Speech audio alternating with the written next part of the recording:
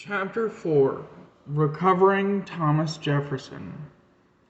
About a year later, on Christmas, Josh was handing out presents to Susie in Seattle. The one in wrapping paper that had bunnies on it was Susie's. She and Seattle both loved Christmas because it was time to spend with family. Also, Josh was pretty cool. Apparently, a year ago, Seattle had what was called a psychotic break. The doctor said that it was probably a brief psychotic disorder brought on by the stress of Ina's death. Relations were better now between Susie and Seattle. Susie was in second grade, and doctors said that it would, and Seattle had been put into special education to help him with the loss of IQ in some areas due to the psychosis. The doctor said that it was a form of psychological regression. Seattle had recently begun to recover some of his memories and IQ, but he wasn't 100%. Of course, Susie helped with that. She always was asking Seattle questions. Josh had gotten Seattle interested in the family of C languages and Java. They were trying to write an app. Josh had gotten a job working on data research for an innovative startup when COVID hit, and things were kind of resuming a level of normalcy. Of course, Seattle had started taking some medication, including an antipsychotic. He was having minor tardive dyskinesia and would have to go back to the doctor in February. Josh laughed as Susie told a knock-knock joke. "Knock knock," said Susie, drinking her eggnog. Drinking his eggnog, Josh was reaching over to the record player to put in a Bing Crosby record. "Who's there?" he said. Susie said, "The boogeyman," and began dancing. Grandma just burst out laughing. The year had been most stressful on her and Susie, actually. Grandma had gotten let go due to COVID, and the bills weren't adding up. That's why Josh and Seattle were working on their app. It was an app to help kids in foster care by teaching them how to read, which is something that Seattle had to relearn. But he was actually back up to a pretty high level. Susie was his vocabulary teacher, and Grandpa worked on the slow stuff.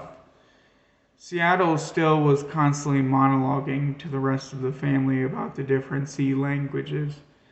Oddly, he could read C+ better than English. It was interesting the way the brain worked. Susie ripped open the package, and to her surprise, there was a handwritten free pass to Grant's farm. She loved petting the billy goats. She had named each one of them, and George Washington was her favorite. The night was quiet in the small house. They all lived together, and the couple who had bought their old home had defaulted on the loan because of the current pandemic.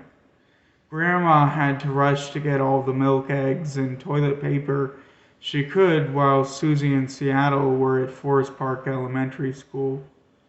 They had to wear masks, and they video monitored with their teachers now. Susie was on a side project working with the standard model, and she had entered the latest chess tournament and was playing online. She was more interested in the billy goats, though. Overall, recovery was going good, and everybody was feeling better. That is, all except Thomas Jefferson. She was sick, and Susie was getting nightmares and starting to wet the bed. Grandma and Grandpa were working on getting her through everything. But they were old, and Josh was really busy with work and helping Seattle. Everything had kind of warped around Seattle, and Susie was feeling like a loner at times, which wasn't good because she was really scared that Thomas Jefferson was going to die, and then she would be left all alone, and there would be no fried chicken dinners anymore. For some reason, that was Susie's favorite meal now. She asked for KFC just about every night and would cry sometimes if she didn't get it. Nobody knew why. They were thinking about getting Susie on an antipsychotic and a mood stabilizer because some of her behaviors were seeming a little eccentric, like she had started talking to the rabbits, but even when the rabbits weren't there. She had an appointment in February as well. Nobody seemed to notice that she was a little depressed because everybody was in their heart. They all really missed Ina, and they knew something wasn't right with Susie. It's funny when Ina would yell or curse or say prayers, it was always in Tagalog. She had a flag from her trip to the Philippines with mom and dad to see some of their distant relatives. It was hanging in the kids' bedroom. They were all second generation immigrants who had moved to the United States in the past 20 years. Ina was actually born just outside the airport. Mom had wanted her born on U.S. soil.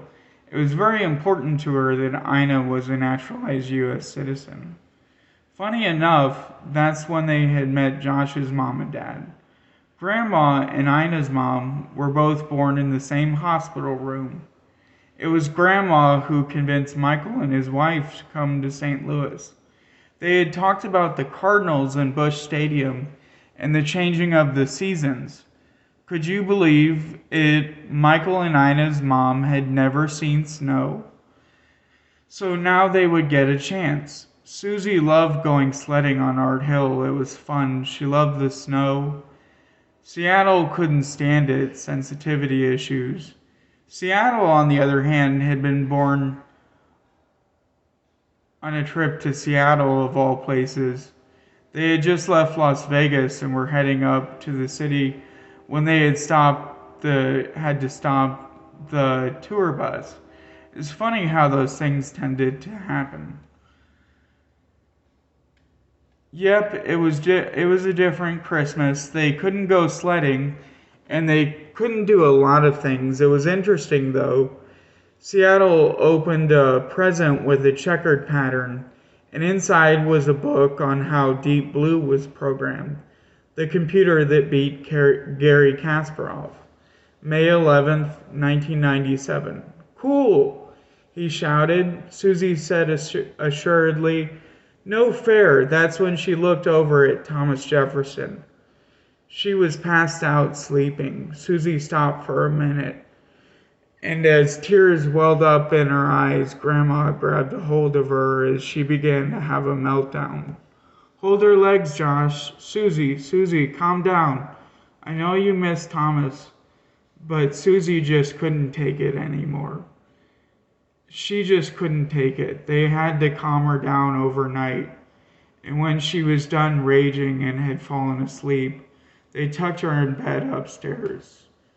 The Dr.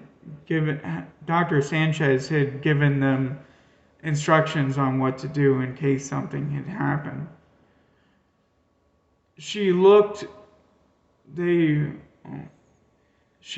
peaceful finally, but it was 4 a.m. She definitely wasn't going to school next week, thought Grandma. She needed rest and time off. Grandma got rid of all the chessboards in the house immediately and put a sheet over the rabbits. Grandpa got rid of Thomas Jefferson, and Seattle was trying to do deep breathing. Susie had been screaming about no fried chicken all night long, and nobody got a wink of sleep. Josh closed all the blinds so that it was dark in the house, but he left the cheery Christmas lights on in case Susie or Seattle needed to go to the bathroom in the dark. It had been a good Christmas, but things just weren't the same without Thomas Jefferson.